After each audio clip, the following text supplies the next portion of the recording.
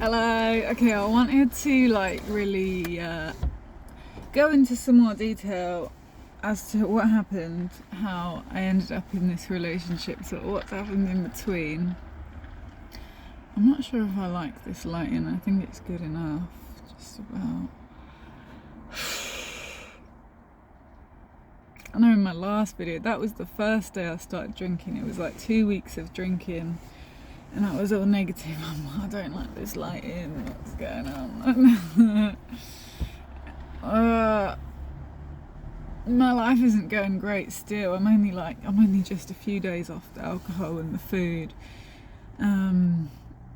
So I've still not really got my life together. My life is pretty unmanageable. My mind is so chaotic. I text someone, I don't know, 2 hours ago. I'm like, so I'm gonna go do this right now. I didn't start it, but then I started it, and then no, this lighting is killing me. It's as bright as it will go. It just looks really dark. Sorry, bear with me. Yeah, I'm so ADHD, so like jumping between things. I know I want to get back on my supplements. I need to like get that organised. I need to buy some stuff. I need to buy some more capsules. I've got like a capsule maker and powders and but yeah, I'm back to being like brain foggy, so I need to get back on my supplements. The iodine in particular, I take like 70 milligrams. I finally got around to buying a test. Actually, I need to still do that. I thought the payment went through. I saw it hadn't actually gone through.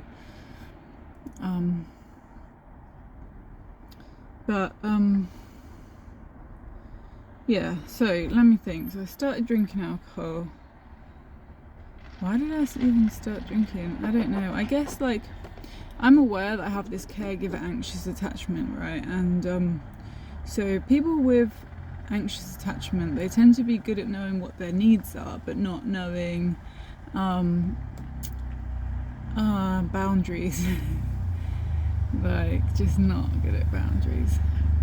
And people who are avoidantly attached, the opposite. They're good at boundaries, but they're not good at knowing what their needs are. Something like that, basically. I don't know if it's knowing what your needs are or more like feeling worthy of having needs. It's sort of like, well, if I'm not worthy of having needs, like how were you supposed to know what your needs are anyway? So yeah, and it's the same with the boundaries. But it's with the caregiver, it's like the boundaries are kind of like, not because I don't want them to leave me, but because I want them to be okay. So I'm like overstepping my own capacity. I'm like giving more than I'm capable of. That's what I've done yesterday, really. Like, Jesus, I've sent so many voice messages to my new boyfriend's ex-girlfriend. Jeez. Just emotionally draining. And it's too much for her. She's going through the same thing as me. I need to figure out. I hate stopping the video because then I've got to spend time putting the videos together. But what was I even thinking? I need to make a note to ask her. I won't do that now. That's fine. I've sent so much time. Like, this is the anxious. It's like I've got more things to say. And then I feel so ashamed of it. I'm like, oh my God. She's like texting me, like, she's really sweet. She's like texting me reassurance, like, you know, I just haven't listened to all your messages yet. I've been so busy, but you've been on my mind. I will get back to you. And she's like saying her life is unmanageable. She's like, I'm drunk. She's literally the same as me. She's like, yeah, I've been drinking for the past 2 weeks. How crazy. Like, neither of us are like really drinkers. Like, so it was just like a thing. But I think I was drinking, right, because so I know that I've got this caregiver anxious attachment stuff. So I'm like, okay, I know that I'm bad at boundaries. So I'm leaning into it. Over the past year, I've been like learning more about relationships and like in terms of from women who used to be anxious, and it's like how to get a man to treat you right? So you need to put up some boundaries. If the man ain't treating you right, you just step back. And so I was kind of trying to do that. I'm just like, right, this isn't working.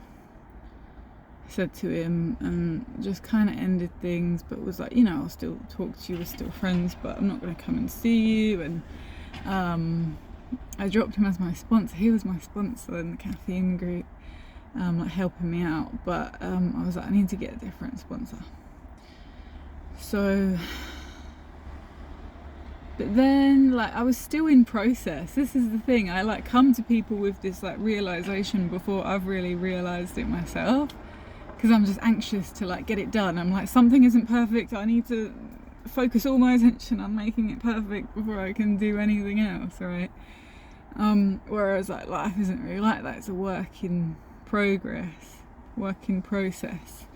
So that I'm just talking with ChatGPT, and I'm like, well, now I figure out what I need to say. I'm like, oh, and it was telling me like, you're always like, okay, I just need to have one more conversation, there's one more thing I need to say, and then it'll be fine. And then I say that, and then I'm like, oh no, now there's one more thing I need to say. So it was a little bit like that, and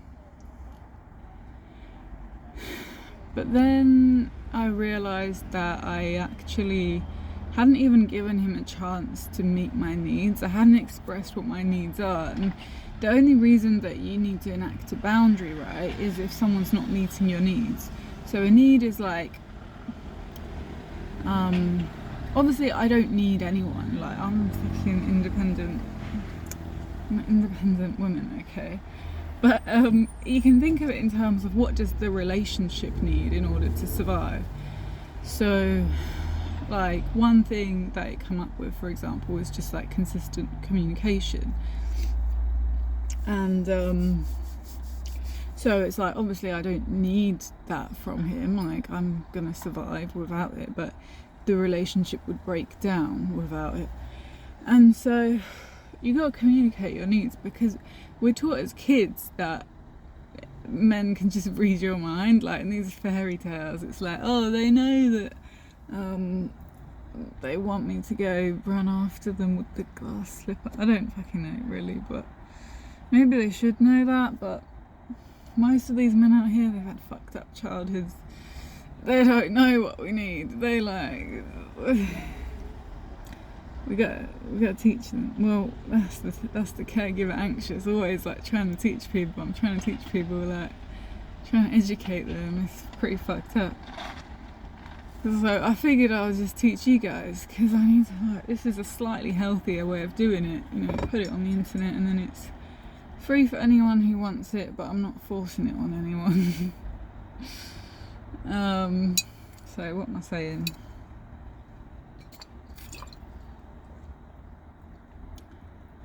I'm a little bit high on melon. Melon's digestion high is coming down. And there's a butterfly over there. Anyways, so only then, if someone does not meet your needs, then it's your job to uphold a boundary. Now, a boundary is something that you do to protect yourself when someone is not meeting your needs. So you walk away, you block them. It could even be just like you say, I'm just gonna go in the other room for 5 minutes. You know, if it doesn't have to be something intense like blocking them and all that. You know, you can think it in smaller scale. But I realised, so I'd upheld this boundary, I'd like just ended things with him before I'd given him a chance to meet my needs. I hadn't explained to him what I needed. I was just like, don't like his behaviour, not messaging me enough, not giving me enough attention, not answering my questions that I text him. So I was like, can I call you tomorrow? Because it was late, you know, we'd just spoken on the phone, and he says yes, of course. Right, this was probably like the third day in a row I'd done this actually. Can I call you tomorrow? And I put a laughing face, it's quite funny. Anyway, tomorrow comes, I don't know what happened exactly, but maybe I tried calling him and he didn't answer. And this went on for 10 days. This somehow went on for 10 days, and I'm not really sure how. We did speak in that time, even like on the phone for maybe like 10 minutes. Like, I feel it was Yeah, I mean, we spoke, but we didn't really speak about this issue. It was like, then I was worried about him, so I was just calling to have a catch up, check in on him, and was speaking about his drama. He's got a lot of drama going on in his life, so there's plenty of conversation there. But then he was like, oh, like, I don't know exactly what he said, but is there something you wanted to say? What did you want to say? And I was like, well, I haven't got the time right now to go into it. We only had like 5 minutes before there was another thing, like the meeting that we were going to, right? And but then I was just like, fuck it, like let me just, like, I'm making it into a big thing, but you know, you can at least say the title. The title is I can't remember actually. What did I say? Because this unfolded over like 10 days, of course. It's not like I figured it all out and then I was like, I've figured it out now. Well, obviously, I thought I'd figured it all out now and I just need to talk to him about it. But then I actually needed that time to, because over time, you know, it came to me clearer and clearer. And when I remember when I first tried speaking with him, this must have been the first time when I was like, can I speak to you?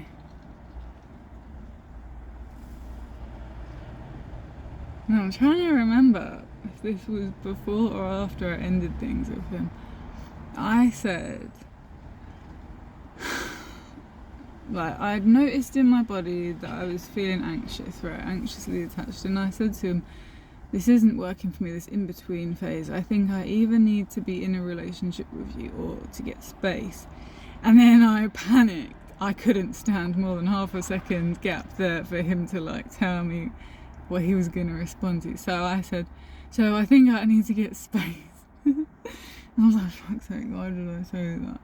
I wanted to get his response. I want to know if he's into me, if he still wants a relationship.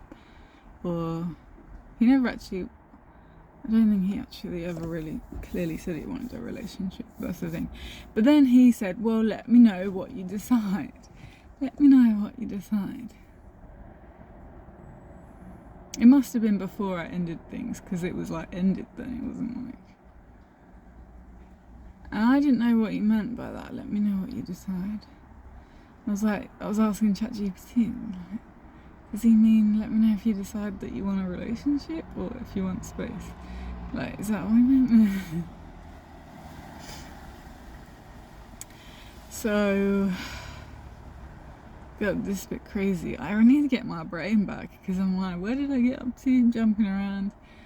So eventually I got hold of him and what I was saying is when I had that conversation, I was so nervous, like I couldn't spit out my words. But then by the time we had this conversation a few nights ago, that was like 3-hour long conversation, I knew what I had to say and it was just clear. Like I was gonna just quote reading off the screen what ChatGPT told me to say, but it's like I already knew what I was gonna say. It was when I ended things with you before, like I explained in this video, I didn't have the I was leaning into that I need to uphold a boundary because I thought I'm bad at boundaries, and also I didn't want to change you. I'm like, I don't want to ask you to change, that's not love, that's controlling. But then I realised you don't know how to read my mind, so I didn't even tell you like what I need and give you a chance to meet those needs. So then and he's like calling them commands. He's like, okay, yeah, what are your commands? Something like that. I'm sure that's what he said. So I'm like, we're going through it, and bless his soul, he's such a good man, I tell ya. He's very receptive. He wasn't defensive really. I was sort of defensive for him. Like occasionally there was one where I'm like, oh yeah, but this one's more like something that I have to do really. So he's like, alright, I got a free pass on that. I'm still I feel a little bit edgy on that. I'm like, maybe I should go back and see what they were and see. ChatGPT told me those are my needs, so maybe I'm wrong and I don't know. But it can't be that important. If it is important, it will come up as it does. So we're going through and it's like, you know, consistent communication, and then the whatever it's sentence about it. And he's like, yeah, okay. And I'm like, yeah, what? How do you? And he's really like, yeah, well, if you need something, just tell me. Like, he's telling me this friend he has who's just like, say thank you. He's like, yeah, just tell me. Like, if you need me to, like, whatever. I'm like, I don't know. One of my needs is that I need you to read my mind, actually. Like, I don't want to have to tell you. But no, I actually really like that. I thought that was one of my needs, that I need him to read my mind. Not him in particular, but as a kid, you know, I'm like, as a kid, but that's what I want. I want the man to just give me what I want without me having to ask for it. But I actually feel so loved and cared for, right? Because I did that this morning. Like, this morning I'm feeling a bit anxious. I'm like, why am I feeling anxious? ChatGPT's telling me to just get on with my day, stop worrying about this. But you know me, I'm very bullheaded. I'm going through my voice messages I sent him last night, and I'm like thinking, where did I go wrong? Let me analyse. I'm just re-listening because my memory's bad. I can't remember what I said to him last night that he didn't really respond to. Like, he sent me a message in response to something I said, like a brief response. So I was like, he did. It's not that he's like not got around to reading my messages, you know, I can deal with that. But it's when he has got around to it and it's like, no, he's just not replied to the other stuff. Then I'm like, and I realised listening to it, like, oh, I could pinpoint a specific need that was going unmet. Just as a side note, I heard that anger is actually when your needs aren't met. If you have a need that's unmet, you'll feel anger at someone. I'm not really an angry person. I'm like an anxious person. But there's, yeah, same thing. I'm anxious about it. I'm like, and I could pinpoint, and I said to him, I was like, okay, I'm going to practice this. Sent him a voice note this morning. I'm going to practice this. Actually, when I said this to you, I would really appreciate if you sent some kind of reaction, response, even if it's like a little love heart reaction, like that would be really sweet. And like, just to like send me like a bit of appreciation, because I was excited about that. And like, yeah, so I feel better actually now that I've gone and done that and really pinpointed it. Because sometimes, yeah, I'm not great. Like, as anxious as I am, it's like, it's not like I'm great at knowing what my needs are. I'm still in process of figuring out what my needs are. And yeah, like, it just means I'm anxious. It's like I'm spending a lot of time figuring out what my needs are. That's more what anxious is, I think. So, gee, I need to figure out my need now. I need another wee. I need to get back to the task of the day, which isn't even anything. It's just getting back to zero. I'm trying to catch up. I've got to catch up with journaling for the past 4 days. Put my laundry away that I did a week ago. What's left of it. Gonna buy a bottle of milk, soy milk. I do want to get to the gym. To tidy up, eat some more food. Oh my gosh, I've got so much to do. I want to sort out my supplements because I need to get back on taking them. I'm going to start taking my iodine again today. If I only take one supplement today, it'll be my iodine. I need to get back on it. I'm going to do that after my week, before the gym and all the rest of it. Before I catch up on my journaling. If I can prep my supplements today, that'd be amazing. Then I can really get back into taking them all from tomorrow. Because I'm getting psycho. I go a bit psycho without my supplements. I get my brain fog, I can't remember things. And I, like, without the magnesium, I was saying the magnesium makes my brain crazy. I'm not sleeping as well with all the supplements that help me to sleep. And then I'm not getting as much sleep. Oh my God, I've got an alarm going off. Right. Thank you for being here. Hope this was helpful. Give you a little run through of your needs and your boundaries. So, yeah, hope that cleared things up. And I hope you enjoy my love life journey. Thanks for being here.